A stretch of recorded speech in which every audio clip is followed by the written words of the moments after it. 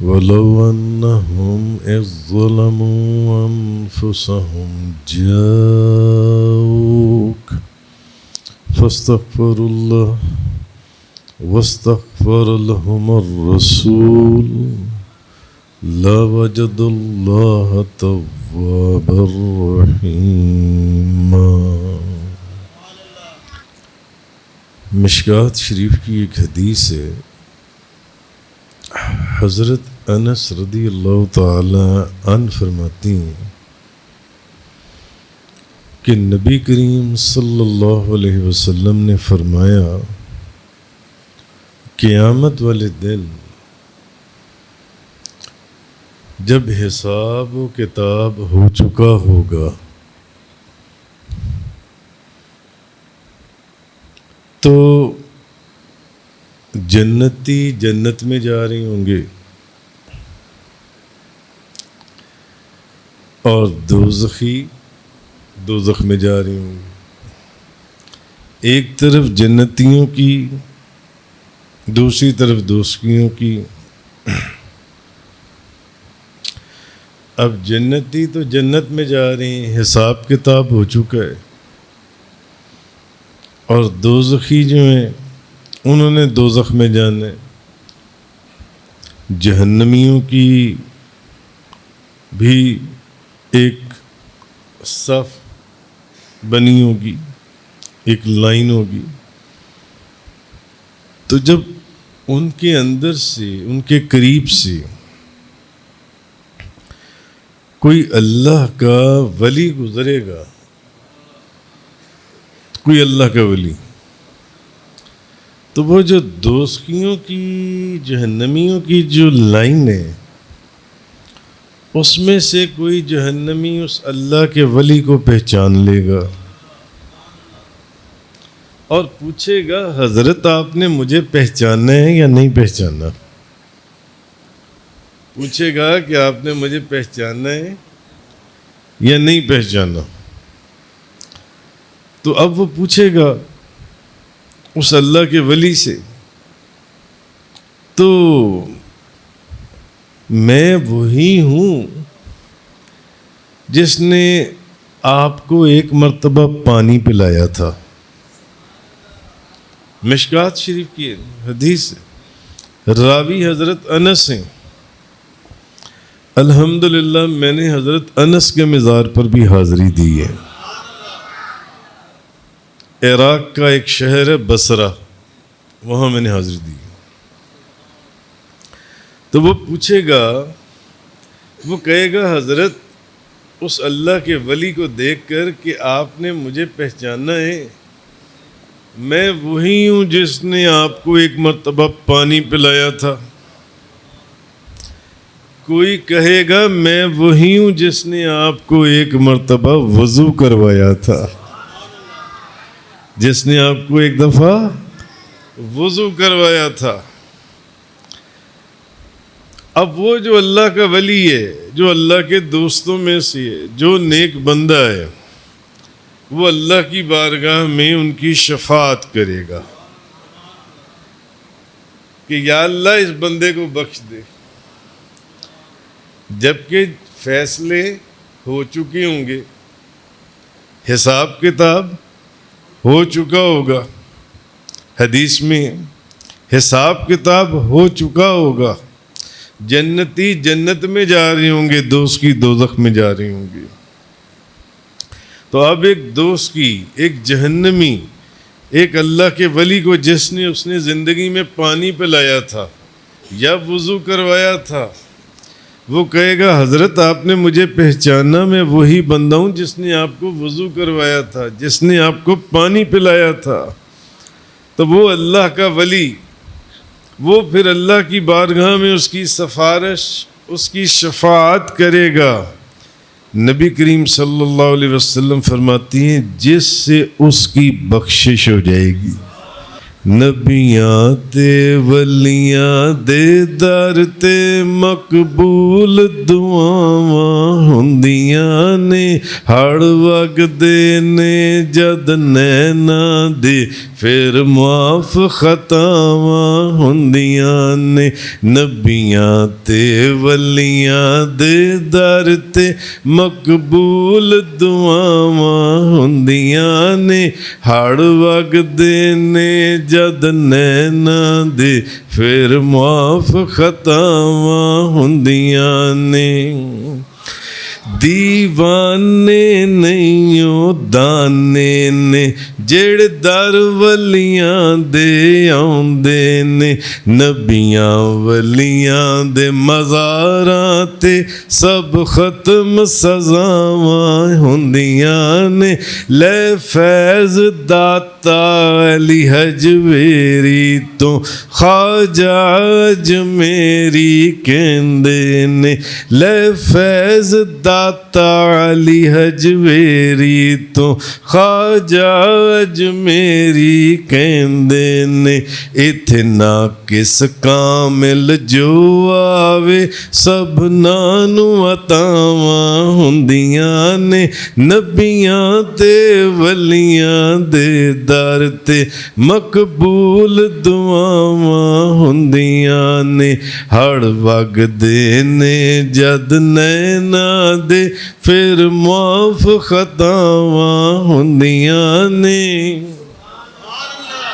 گل من یوسف دی a wise اے سب نے ٹکڑے جنت دے بھلے پاک پتن شریف چلے جائیں بھلے شرکپور شریف چلے جائیں بھلے بغداد شریف چلے جائیں بھلے اجمیر شریف چلے جائیں بھلے پیلے گوجرا شریف چلے جائیں گل من یوسف دی اے وائز اے سب نے ٹکڑے جنت دے اے روزے والیاں جنیاں بھی ترتی تے تھاواں ہوندیاں نے نبیاں تے ولیاں دے در تے مقبول دعاواں ہوندیاں نے ہڑ وگدے نے جد نینا دے پھر معاف خطاواں ہوندیاں نے بتائیے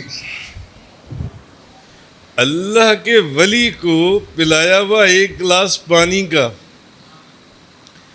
اللہ کے ولی کو کروایا ہوا ایک وضو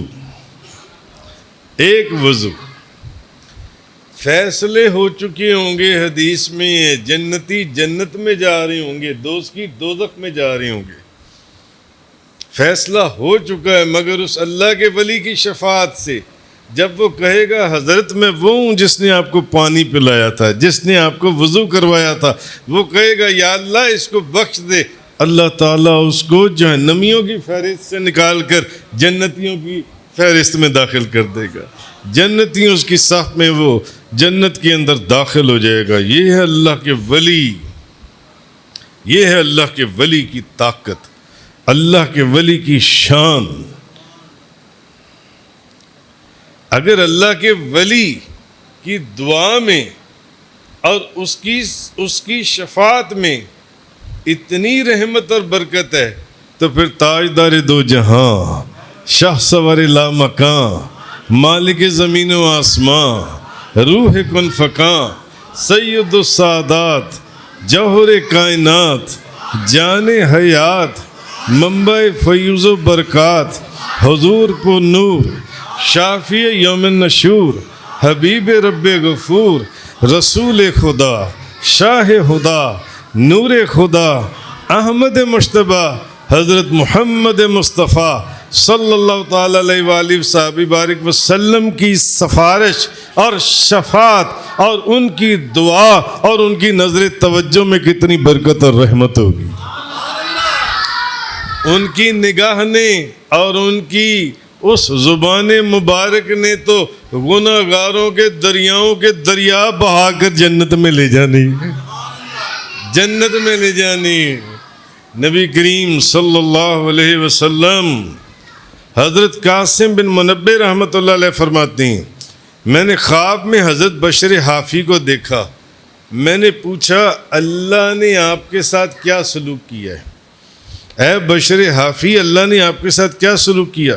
تو بشر حافی رحمۃ اللہ علیہ فرماتے ہیں الحمدللہ میں نے حضرت بشر حافی کے مزار پر بھی حاضری دی ہے بغداد شریف کے اندر. تو فرماتے ہیں میں نے حضرت بشر حافی سے خواب میں پوچھا کہ اللہ نے آپ کے ساتھ کیا معاملہ کیا؟ تو حضرت بشر حافی فرماتے ہیں کہ اللہ نے مجھے خوشخبری یہ دی ہے کہ اے بشر میں نے تجھے بخش دیا ہے. تو حضرت بشر حافی فرماتے ہیں میں نے کہا یا اللہ مجھے تو نے بخش ہی دی ہے، تو یا اللہ جن کے دلوں میں میری محبت ہے تو ان کو بھی بخش دے. تو مجھے آگے سے اللہ نے جواب دیا اے بشر حافی قیامت تک ہر اس شخص کو بخش دیا جس کے دل میں تیری محبت ہے، جس کے دل میں تیری محبت ہے. اور میں بغداد کے اندر دیکھ کر آیا ہوں اتنا بڑا عالی شان مزار حضور سید الاولیاء جیلانی محبوب سبحانی قطب ربانی شہباز لامکانی غوث سمدانی قندیل نورانی شان سلیمانی تفسیر قرآنی لال بدخشانی شیخ میرا محی الدین عبد القادر جیلانی. اتنا عالی شان مزار ان کا، اور اس مزار کے پیچھے ایک گلی میں ایک چھوٹے سے کمرے کے اندر حضرت بشر حافی کا مزار ہے. اگر حضرت بشر حافی سے محبت کرنے والے سارے جنت میں جا سکتے ہیں تو غوث اعظم شیخ عبد القادر جیلانی سے محبت کرنے والے ہیں، آپ کی 11ویں شریف پکانے والے ہیں، آپ کا ایصال ثواب دلوانے والے ہیں، آپ کو یاد کرنے والے حضور غوث اعظم. تو بہرحال صحبت اولیاء. اب ایک نزہۃ المجالس کی بھی ایک حکایت سنی. حضرت موسیٰ علیہ السلام کی طرف ایک مرتبہ وحی آئی کہ اے موسیٰ فلاں بستی میں ایک اللہ کا ولی فوت ہو گیا ہے. حضرت موسیٰ علیہ السلام کو وحی نازل ہوئی کہ فلاں بستی میں ایک اللہ کا ولی فوت ہو گیا ہے، اسے غسل دو اور اس کا جنازہ پڑھا کر دفن کر دو. حضرت موسیٰ علیہ السلام جب اس بستی میں گئے کہ یہاں کسی اللہ کے ولی کا انتقال ہو گیا ہے، وصال ہو گیا ہے، تو وہاں کے لوگوں نے کہا کہ وصال تو ہوا ہے، یہ جس بندے کا آپ جنازہ پڑھانے آئے ہیں یہ تو بڑا ہی فاسق اور فاجر بڑا ہی گنہگار آدمی تھا، یہ اللہ کا ولی کہاں سے ہو گیا؟ حضرت موسیٰ علیہ السلام کیونکہ اللہ سے ہم کلام ہوتے تھے، اللہ سے پوچھا، فرمایا یا اللہ تو کہہ رہے کہ ایک اللہ کا ولی، ایک ولی اللہ فوت ہو گیا ہے جس کا میں نے جنازہ بھی پڑھانا ہے، میں نے کفن بھی کرنا ہے اور دفن بھی کرنا ہے.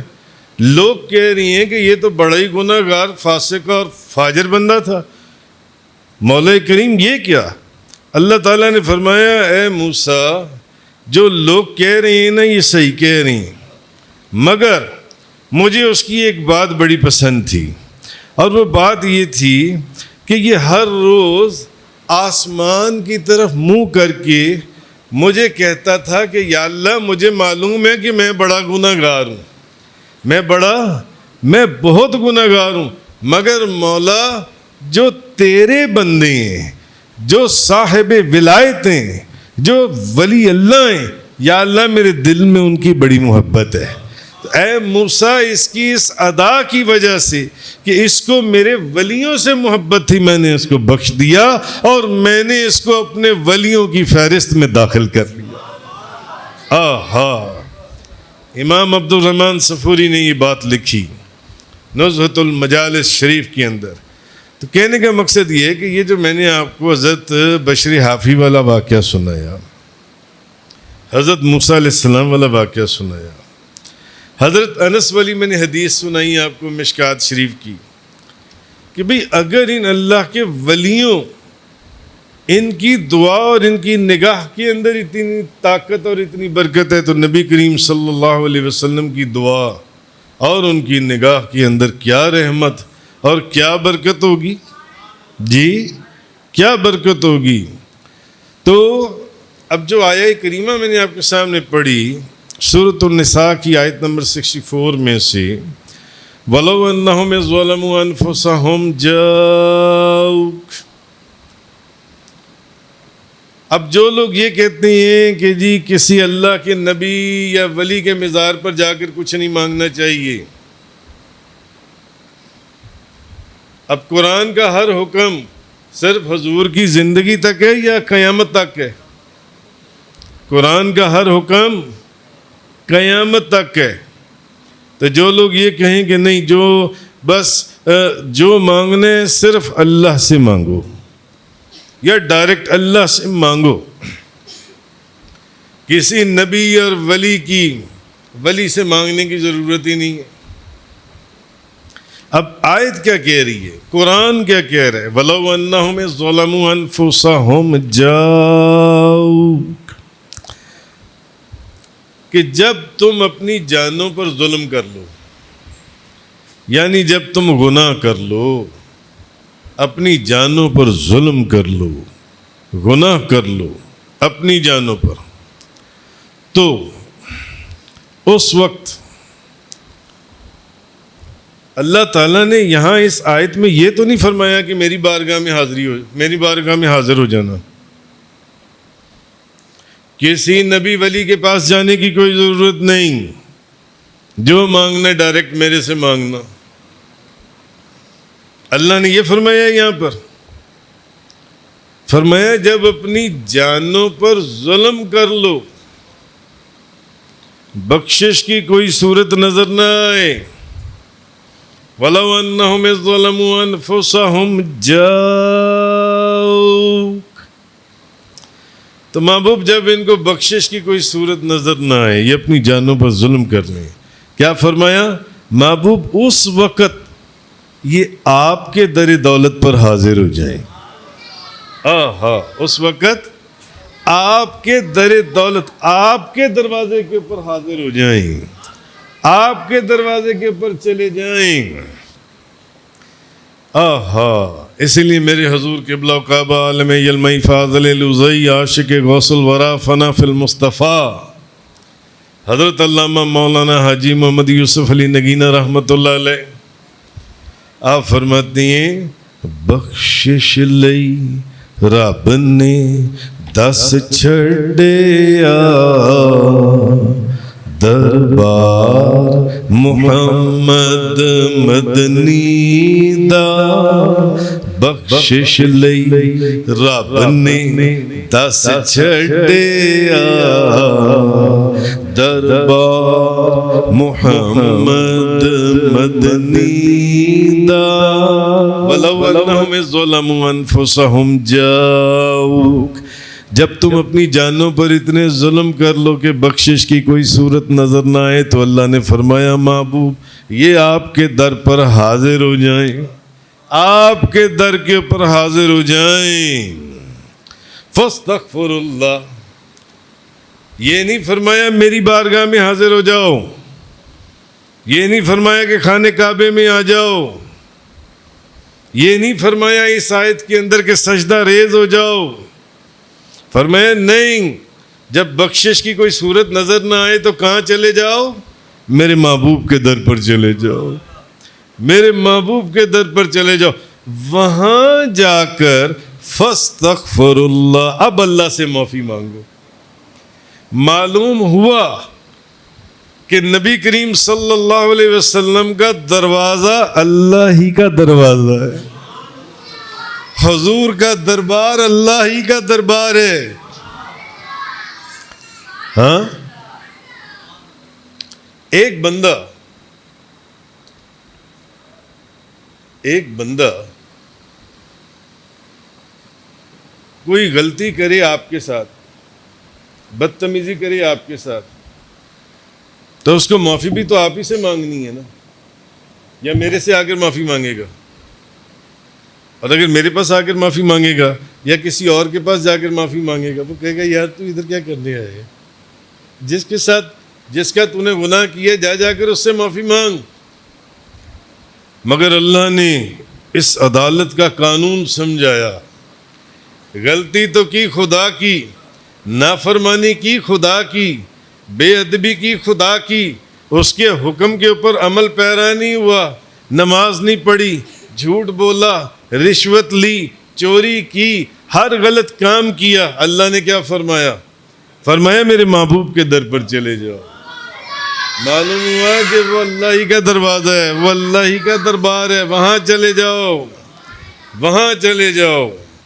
ڈائریکٹ میری بارگاہ میں آؤ گے تو 50-50% ہے، ہو سکتا ہے قبول کر لوں، ہو سکتا ہے فارغ کر دوں، نہ قبول کروں۔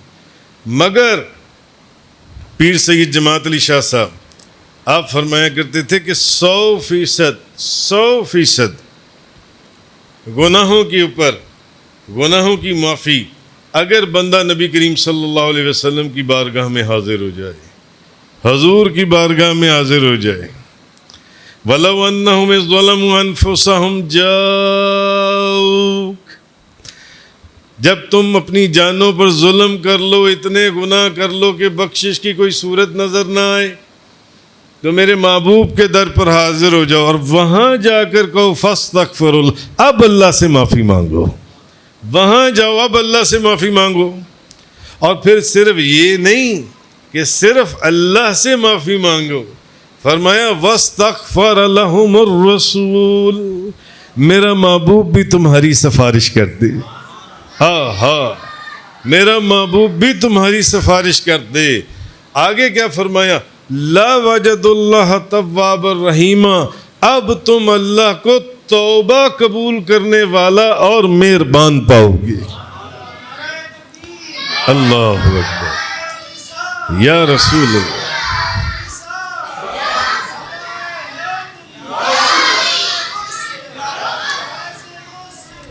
کیا اللہ اپنے وعدے سے معاذ اللہ پھر سکتا ہے؟ اللہ نے جو وعدہ قرآن میں کر لیا، وہاں جاؤ گے تو اللہ کو توبہ قبول کرنے والا بھی پاؤ گے اور اپنے پر مہربان بھی پاؤ گے۔ اور وہاں چلے جاؤ، مہربانیوں کے دروازے کھل جائیں گے۔ اسی لیے فرمایا نبیاں تے ولیاں دے در تے مقبول دعاواں ہوندیاں نے، اس لیے ہم پاک پتن شریف جاتے ہیں، اس لیے ہم پیلے شریف جاتے ہیں، اس لیے ہم بغداد شریف جاتے ہیں، اس لیے ہم دلی شریف جاتے ہیں، خواجہ نظام الدین اولیاء، اس لیے ہم سرہند شریف جاتے ہیں۔ نبیاں تے ولیاں دے در تے مقبول دعاواں ہوندیاں نے، ہر وقت نے جد نینا دے پھر معاف خطاواں ہوندیاں نے۔ آہا، اور اسی کو میرے حضور بابا جی صاحب نے فرمایا بخشش لئی رب نے دس چھٹیا، دربار محمد مدنی دا، کعبے دا کعبہ ہے روزہ، سرکار محمد مدنی دا، خود اپنی شفاعت او دے لئی واجب ہے کیتی سونے نے، جس عبدن روزہ تک آئے،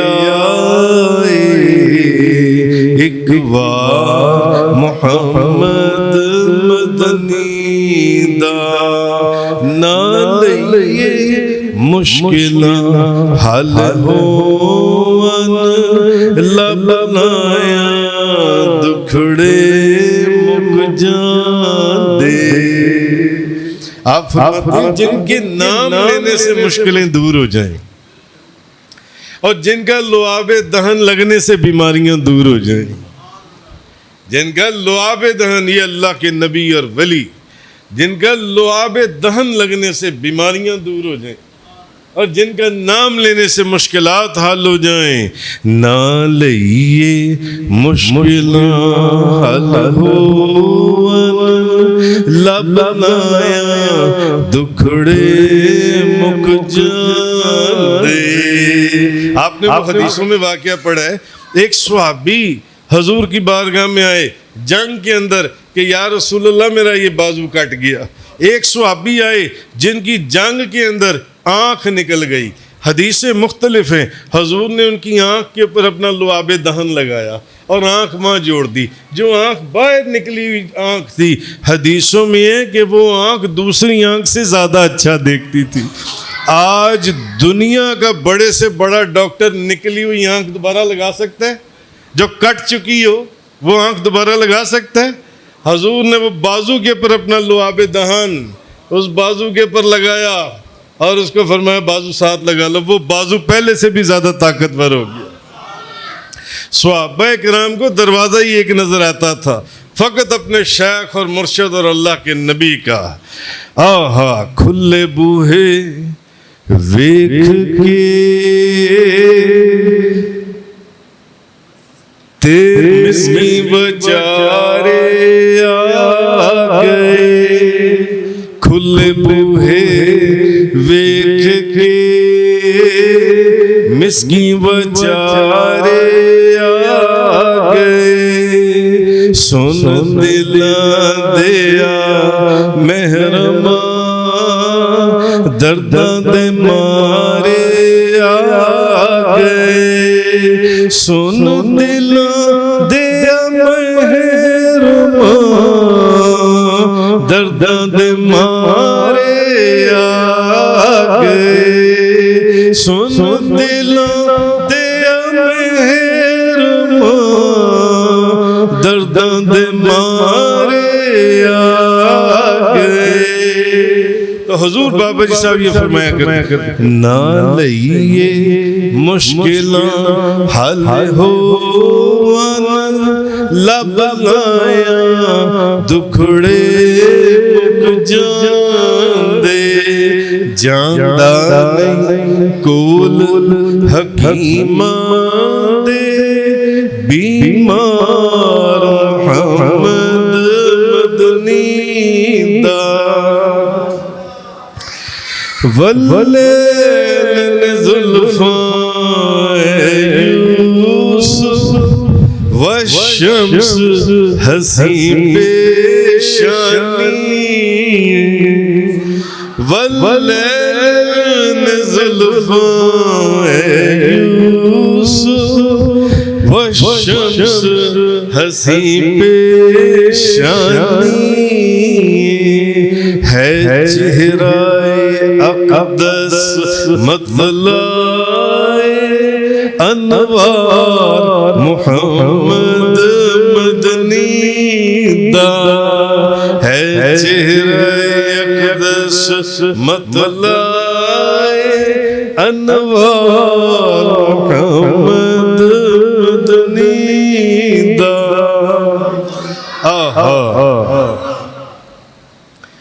پہلی قومیں جب ظلم کرتی تھیں گناہ کرتی تھیں گھر پہنچنے سے پہلے دہلیز کے اوپر ان کا گناہ لکھا ہوتا تھا.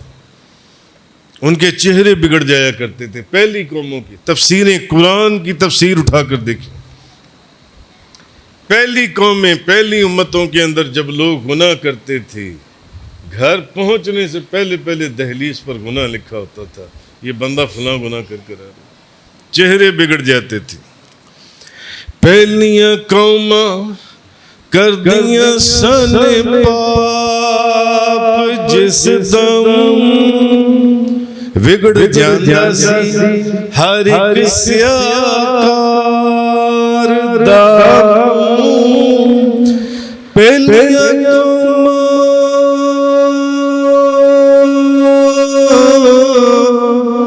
کر دیاں سن پاپ جس دم